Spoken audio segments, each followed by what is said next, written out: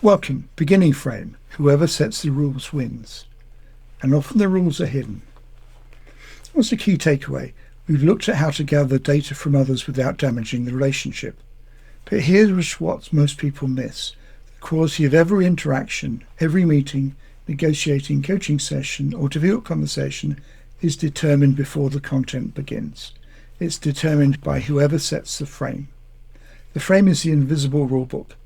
Whoever writes it tends to win, not through manipulation, but because they're the only person in the room who actually knows what game is being played. The generous move is to set the frame out loud so everybody can play with full information.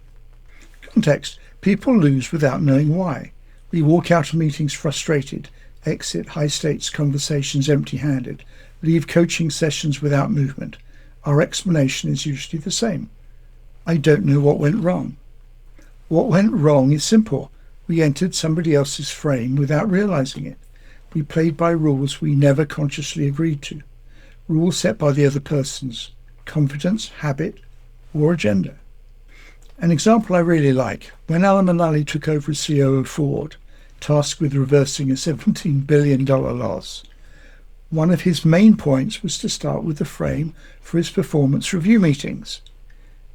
He endorsed mandatory attendance, banned side discussions, and made it everybody's responsibility to help not judge everybody else to make their targets.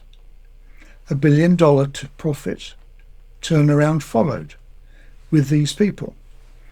Interestingly enough, 2 people left because they weren't prepared to play. Setting a frame isn't about dominance, it's about clarity. We remove ambiguity by establishing the behavioral rules of the game at the beginning. The frame defines the explicit rules of engagement. For example, in a critical alignment meeting, we establish the baseline. The rules for this session is radical honesty. We call out mistakes early. We don't sit on objections. We don't pull punches just to be polite. Can we agree to play by these rules today? Lincolni's team stuff is very similar. By laying down the specific behavioral tracks, we choose the trajectory and filter out drift. Boundaries actually create freedom, and mismatched behavior expectations are forced to the surface in the first 5 minutes rather than after months of wasted time. What's the takeaway? Some people resist this because they think structure kills spontaneity. The opposite is true. Jazz musicians improvise because the key signature and tempo are explicitly agreed. Clear structures create safety, and safety creates freedom, and freedom creates creativity.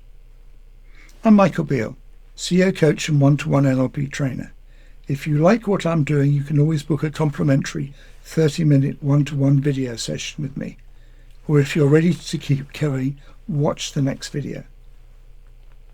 Closing question: choose one interaction this week and consciously establish the rules of engagement in the opening 60 seconds.